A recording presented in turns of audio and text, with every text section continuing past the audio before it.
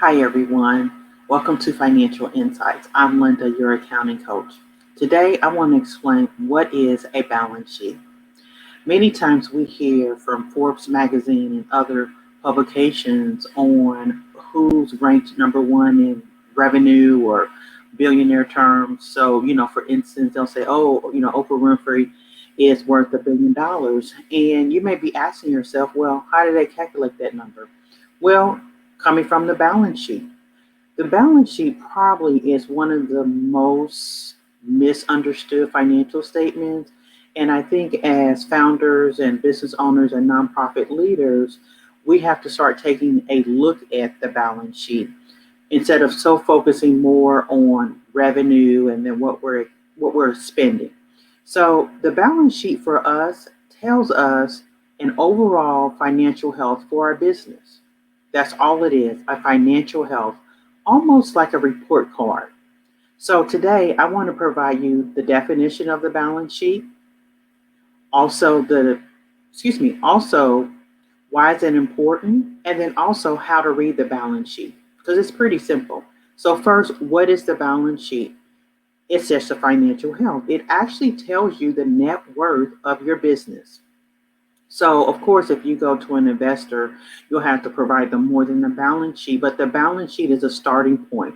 So, the balance sheet has the assets, then it has the liabilities and owner's equity. So, your assets equals your liabilities plus your owner's equity. So, in a perfect world, your assets should be higher than your liabilities plus your owner's equity. So that should make sense. So the more you own, the more your net worth is higher. So the less debt you have, the more your higher your net worth. So make sure you understand that. So the balance sheet really is just a financial health. It's actually telling you how are you using your resources.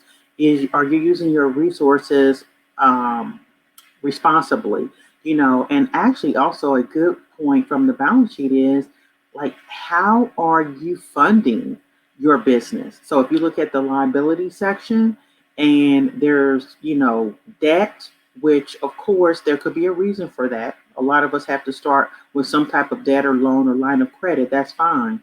But as your company grows and you say you're big, you're 10 years into it or 20 years, you should ask yourself, okay, do I have a large amount of debt? So once again, assets in a perfect world should be higher than your liabilities plus your owner's equity. So it's just telling you your net worth. So your net worth is your assets minus your liabilities minus your owner's equity.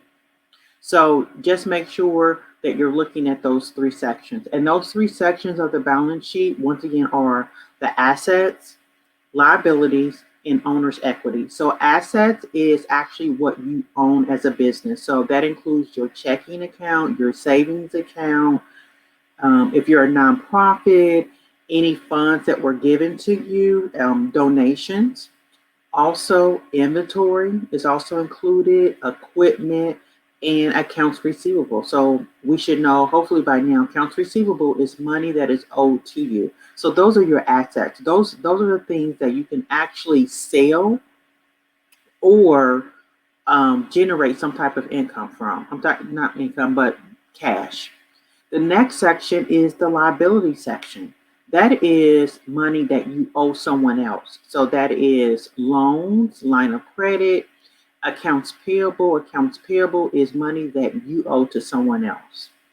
Then the next section is the owner's equity. So owner's equity includes a couple things. Retained earnings. The retained earnings is just, could be depending on how you do your accounting, could be the makeup of your net profit or net loss from your income statement.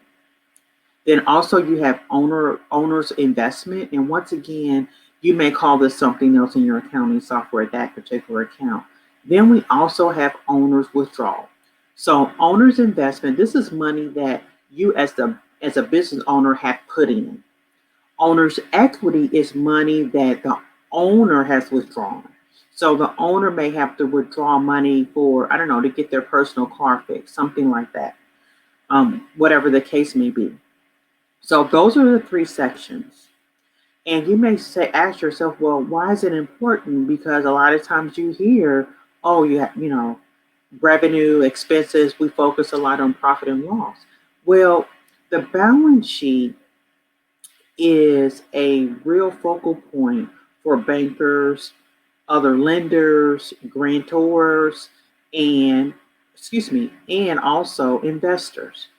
They look at the balance sheet and say, okay, are you financially healthy? Because they'll run some accounting ratios. They'll look at your cash and say, okay, your cash balance is 12,000 at the end of the month. Your payroll for 1 month is 10,000. Okay, you have some cushion there. They're looking at to say, okay, do you have enough cash on hand? They'll look at your inventory, which is in the asset section, and say, okay, are you moving that inventory?